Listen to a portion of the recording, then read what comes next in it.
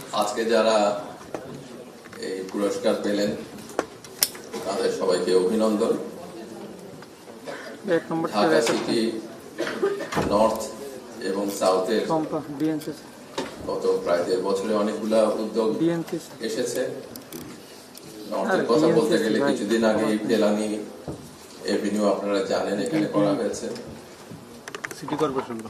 আর অনেকগুলো শহীদের রাস্তার নাম পরিবর্তন করে শহীদদের নামে করা হয়েছে উত্তর এবং দক্ষিণে। যেই বড় কাজটা সেটা হচ্ছে জলাভূমিগুলো উদ্ধার করা, কিন্তু এটা তো নাগরিক সহযোগিতা ছাড়া সম্ভব হয় না। তাই যদি উদ্ধারের পর জনসাধারণ যারা এই এলাকাতে থাকেন তাদের যদি সহযোগিতা না থাকে তাহলে এটা ধরে রাখা যাবে না। তাই তাদেরকে জনসম্পৃক্ত করা দরকার এবং জনসম্পৃক্ততার মধ্যে দিয়েই কিন্তু নাগরিক সুযোগ সুবিধাগুলো সবার কাছে পৌঁছে দেওয়া সম্ভব, এছাড়া সম্ভব না। 1.5 বছরের মতো আগে ঢাকার রাস্তায় ছাত্ররা, শ্রমিকরা এবং জনসাধারণ রক্ত দিয়েছিলেন বাংলাদেশের পরিবর্তন আনার জন্য। সেই পরিবর্তনের লক্ষ্যে অন্তর্বর্তীকালীন সরকার চেষ্টা করেছে।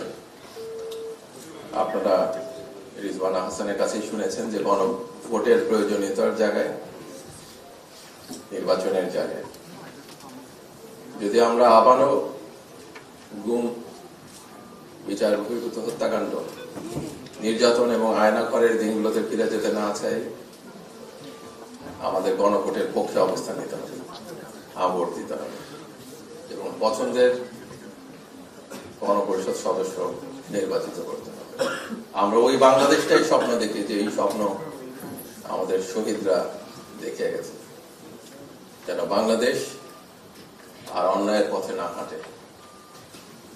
তারা ওই বাংলাদেশই চেয়েছেন যে বাংলাদেশের বৈষম্য থাকবে না। আমরা খুব বেশি কাজ করতে পারি নাই, যেটুকু পেরেছি সেই কাজটা যেন স্থায়ী করতে পারি। যারা সামনে দায়িত্ব নেবেন তারা এগিয়ে নিয়ে যাবেন। আধিপত্যবাদের কাছে আর বাংলাদেশ কখনো মাথা, অন্যায় অবিচারের কাছে বাংলাদেশ, এটাই আমাদের আকাঙ্ক্ষা। বিশ্বাস করি আজকে যারা পুরস্কার পাচ্ছেন তারাও বাংলাদেশকে সেই স্বপ্নের দিকে ধাবিত করবেন।